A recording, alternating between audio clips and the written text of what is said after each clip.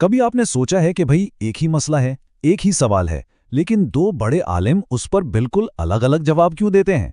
अच्छा, नहजुल बलागा का एक खुतबा है जो बिल्कुल इसी हैरान कुन सवाल की गहराई में जाता है।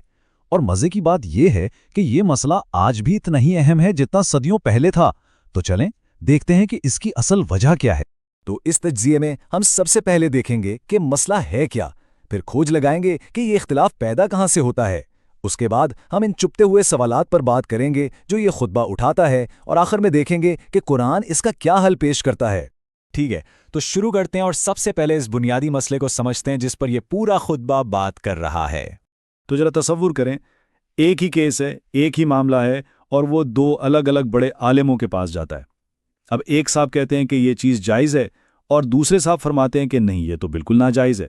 खुतबा जो है वो इसी बुनियादी उलझन से अपनी बात शुरू करता है कि भाई सच तो एक ही होगा, लेकिन जवाब दो बिल्कुल मुख्तलिफ आ रहे हैं। आखिर ऐसा क्यों हो रहा है? और बात तब और भी पेचीदा हो जाती है जब ये दोनों फैसले एक जज के पास पहुंचते हैं और वो कहता है आप भी ठीक कह रहे हैं और आप भी। ये कैसे मुमकिन है कि दो बिल्कुल उलट बातें एक ही वक्त में सच हों? तो असल सवाल ये है कि इस इख्तिलाफ की जड़ कहाँ है, आखिर ये तज़ाद पैदा ही क्यों होता है। खुतबा हमें इसकी तह तक लेकर जाता है।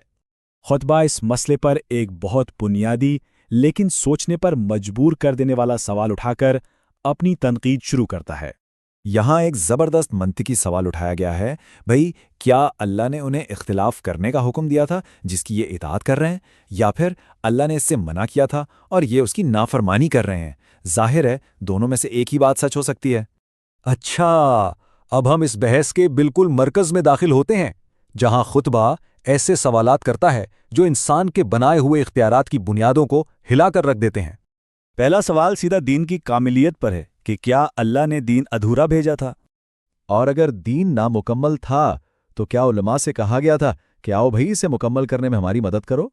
सवालात यहाँ और भी सख्त हो जाते हैं। या फिर क्या ये उलमा अल्लाह के शरीक हैं कि वो भी अपनी मर्जी के कानून बना सकें?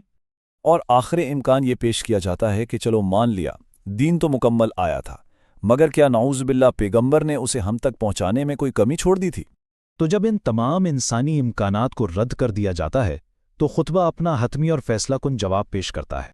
और जवाब बहुत सादा और वाज़ेह है। तवज्जो इंसानों की राय से हटाकर सीधा अल्लाह की किताब की तरफ कर दी जाती है।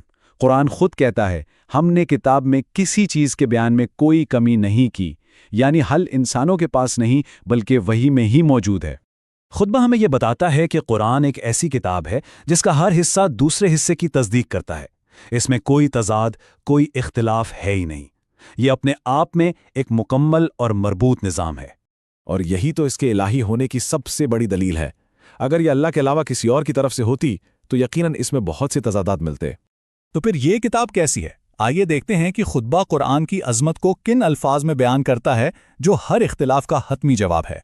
खुतबे के मुताबिक ये वो किताब है जिसका ज़ाहिर खूबसूरत है और बातिन बहुत गहरा।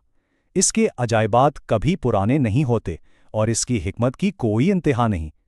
यही वो रोशनी है जो जहालत के हर अंधेरे को चीर देती है। तो आखिर में ये पूरा खुतबा हमें एक बहुत बड़े, बहुत अहम सवाल के सामने ला खड़ा करता है।